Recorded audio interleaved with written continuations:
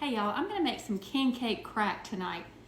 Now you might remember I made crack a couple of times over the Christmas holidays. And this is a little bit of a variation of it in honor of Mardi Gras. We live about an hour and a half north of New Orleans. And for the few weeks leading up to Mardi Gras Day, which is coming up next Tuesday, people in this area celebrate Mardi Gras by going to parades and by eating a lot of good food. Mardi Gras stands for Fat Tuesday. And there's a lot of gluttony, I'm afraid, involved with celebrating Fat Tuesday. And this recipe is no exception. But it is delicious. I'm starting out with 2 sticks of butter, that's 1 cup, in my pot. I'm adding to it 1 cup of brown sugar and about a ½ teaspoon of cinnamon. And this is what gives it that nod to the king cake flavor. I'm gonna bring this to a boil over medium-high heat, and I'm going to let it boil for 3 minutes. And while that's cooking, I'm going to line my cookie sheet with some parchment paper that I'm going to also spray for good measure. And I'm going to fill it up with saltine crackers. It'll probably take about 40, and I'm guessing that's going to be about 2 sleeves. Okay, more like 50 crackers, and it was about 1.5 sleeves, but I filled up my cookie sheet. My sugar, butter, and cinnamon mixture have been boiling for 3 minutes. Stand back.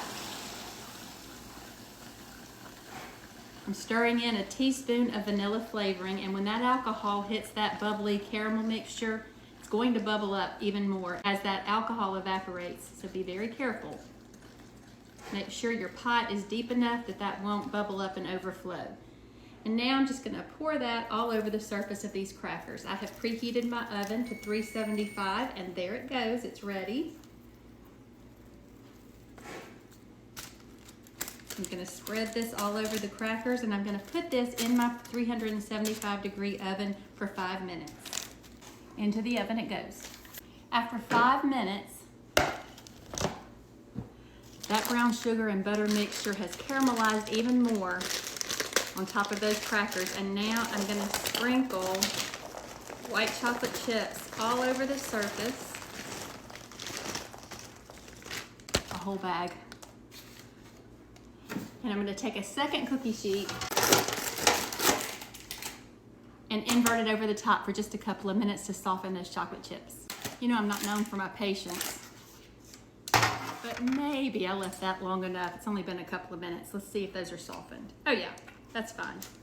So now I'm just taking my offset spatula. If you don't have one of these, I think you should get one if you do very much in the kitchen at all. I use this all the time. It's just an angled little spatula knife.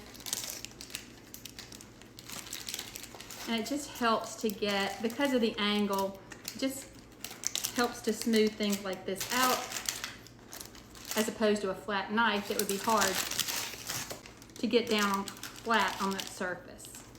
I think that looks pretty good. Well, I wasn't recording and I thought I was, but I sprinkled some sanding sugar, purple for justice, green for faith, and gold for power. That's the 3 colors of Mardi Gras.